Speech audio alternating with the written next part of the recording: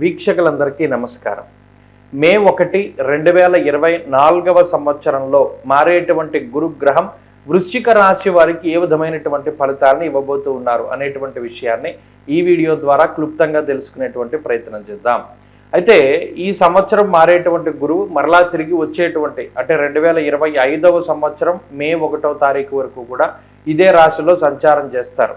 మధ్యలో వక్రగతులు రుజుమార్గాలు ఏమి ఏర్పడినా కూడా గురువు వెనక్కి వచ్చి మళ్ళీ ముందుకెళ్లే పరిస్థితులు లేవు.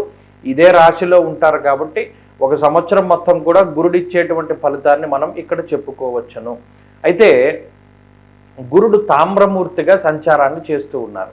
వృశ్చిక రాశి వారికి ప్రత్యేకించి పరిస్థితులను కనుక పరిశీలన చేస్తే చాలా ఇబ్బందికరమైనటువంటి పరిస్థితుల్లో ఉన్నారు. ఎందుకంటే రాహు బలం లేదు, అర్ధాష్టమ శని యొక్క ప్రభావం అనేటువంటిది చాలా ఎక్కువగా కనబడుతూ ఉన్నది.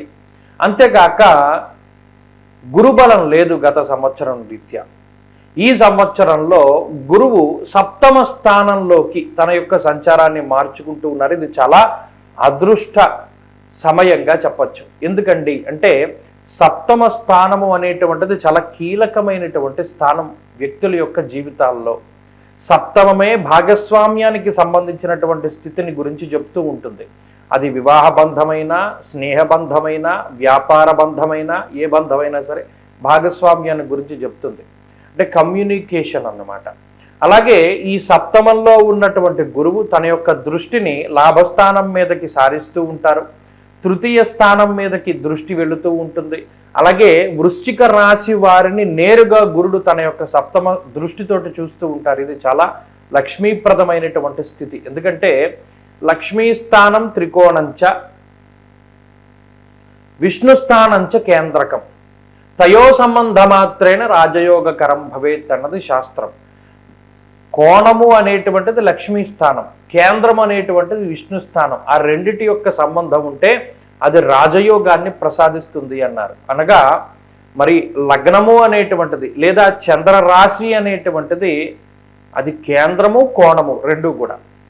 సప్తమము కేంద్రము. ఈ 1, 7 స్థానాల మీద గురువు యొక్క దృష్టి, గురుని యొక్క స్థితి ఉండడం వల్ల అది రాజయోగాన్ని ప్రసాదిస్తుంది. ఎవరికి? వృశ్చిక రాశి వారికి. సప్తమ స్థానంలో గురుని యొక్క సంచారం ఉండడం వల్ల రాజదర్శనం ఆరోగ్యం గాంభీర్యం గాత్రపోషణం అన్నది శాస్త్రం. చాలా గంభీరమైనటువంటి వచనాలని ఒక శ్లోక రూపంలో పెట్టారు సప్తమంలో గురుడు ఉంటే.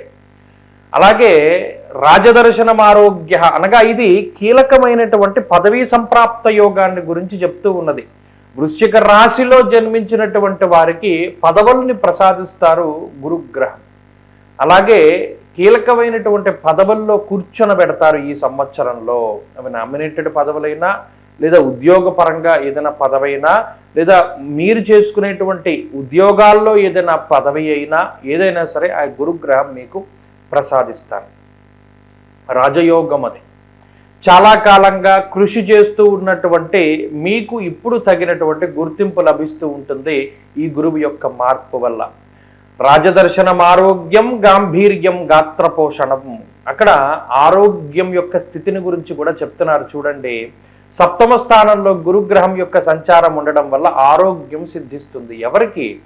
వృశ్చిక రాశి వారికి మాత్రమే కాదు, వృశ్చిక రాశి వారికి సంబంధించినటువంటి కుటుంబ సభ్యులకి కూడాను, జీవిత భాగస్వామికి, సంతానానికి, తల్లిదండ్రులకి అందరికీ కూడా గురువు ఆరోగ్యప్రదాతగా ఉంటారు.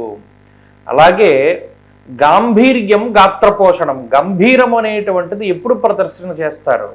మీరు చూడండి, ఒక వ్యక్తి జీవితంలో అతను చాలా గంభీరంగా ఉన్నాడు అంటే అతను చాలా కాన్ఫిడెంట్గా ఉన్నట్టు అర్థం. మరి వృశ్చిక రాశి వారికి ఆ గాంభీర్యం ఎక్కడి నుండి వస్తుంది? వీరి యొక్క కాన్ఫిడెన్స్ ఎప్పుడు వస్తుంది? జీవితంలో అన్నీ మనకు ఉన్నాయి, ఎవ్వరు వచ్చినా సరే మనం సమాధానం చెప్పగలుగుతాము, ఎవరినైనా సరే మనం ఎదుర్కొనగలుగుతాము, మన దగ్గర నాలెడ్జ్ ఉంది, ఎవరు ప్రశ్నిస్తున్నా సమాధానం చెప్తాం, మన దగ్గర డబ్బు ఉంది, ఏ సందర్భాన్నైనా ఎదుర్కొనగలుగుతాం, లేదా మన దగ్గర పదవి ఉంది, ఎవరినైనా సరే మనం ఎదుర్కొనగలుగుతాం అనేటువంటి దృక్పథంలో ఆ కాన్ఫిడెన్స్ని, ఆ గాంభీర్యాన్ని గురువు వృశ్చిక రాశి వారికి ఇస్తున్నారు. దానికి సంబంధించినటువంటివన్నీ కూడా గురువు ఇస్తారు. దేవగురువు అయినటువంటి బృహస్పతి సప్తమంలో ఉండడం అదృష్టం. దీనివల్ల మంచి జీవిత భాగస్వామి. ఎలాంటి జీవిత భాగస్వామి అంటే మీ జీవితంలో వారు ఇచ్చేటువంటి సపోర్ట్ చాలా గొప్పగా ఉంటుంది. జనబలం, ధనబలాన్ని వారు ఇవ్వగలుగుతారు. అటువంటి జీవిత భాగస్వామి దొరుకుతారు. అలాగే వివాహాది శుభ కార్యక్రమాలు జరగడం, సంతానం అభివృద్ధి చెందడం, సంతానం కలగడం. చాలా కాలంగా సంతతి లేక ఇబ్బంది పడుతూ ఉన్నటువంటి వృశ్చిక రాశి వారికి సంతానం కలుగుతుంది.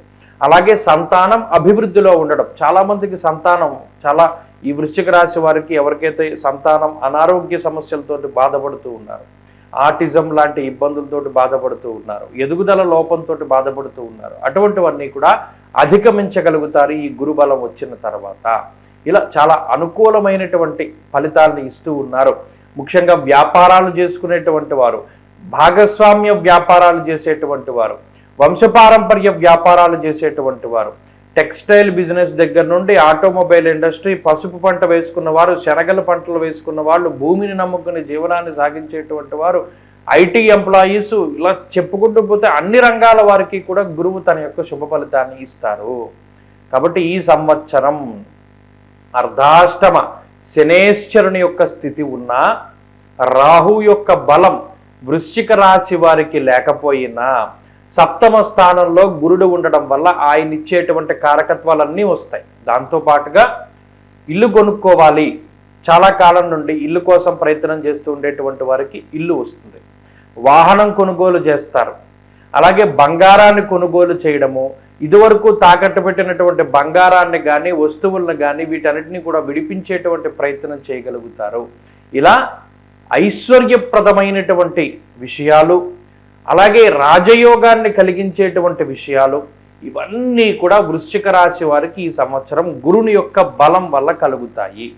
అయితే ఇక్కడ అర్ధాష్టమ శని దోషం కూడా ఉన్నది కాబట్టి ఎప్పటికప్పుడు శనిత్రయోదశీలు ఆచరిస్తూ శనేశ్వరుడి యొక్క అర్ధాష్టమ స్థితిని గనక దాటగలిగితే ఈ గురువు సంపూర్ణంగా ఈ సంవత్సరం మొత్తం కూడా ఉపయోగపడుతున్నారు, మంచి యోగాన్ని ఇస్తూ ఉన్నారు. కాబట్టి పంచమంలో రాహు ఉన్నా కూడా గురుబలం ఉన్న కారణం చేత అనేక రకాలైనటువంటి యోగాలు ఈ రాశి వారికి కలుగుతాయి. దీంతో పాటుగా ఈ సంవత్సరంలో చక్కగా మంచి యజ్ఞయాగాది క్రతువులు చేస్తూ ఉండడం, వాటిలో పార్టిసిపేట్ చేయడం, అలాగే తీర్థయాత్ర సందర్శనం, దేవాలయాల యొక్క సందర్శనం, మరీ ముఖ్యంగా పూజలు, వ్రతాలు, దైవ దర్శనాలు ఇవన్నీ కూడా అధికంగా చేసుకునేటువంటి పరిస్థితులు కూడా వృశ్చిక రాశి వారిలో కనబడుతూ ఉన్నాయి. ఇలా అన్నిటి పరంగా కూడా ఈ రాశి వారికి చాలా అద్భుతమైనటువంటి కాలంగా ఈ సంవత్సరాన్ని మనం చెప్పుకోవచ్చును.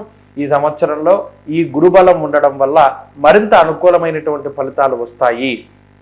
గురుబలాన్ని గనక పెంపొందించుకోగలదలుచుకుంటే ప్రతిరోజు దక్షిణామూర్తి యొక్క స్తోత్రాన్ని కానీ సిద్ధమంగళ స్తోత్రాన్ని కానీ పారాయణ చేయాలి. అలాగే మరింత మంచి ఫలితాలు గురువు రీత్యా మనం ఆశించేటువంటి స్థితిలో ఉంటే దత్త దర్శనం, దత్తక్షేత్ర దర్శనం, కురువపురం కానీ, గానుగాపురం కానీ, పిఠాపురం కానీ ఇటువంటి దత్తక్షేత్రాలను దర్శనం చేసుకున్నా కూడా మంచి ఫలితాలని మనం పొందగలుగుతాం. స్వస్తి.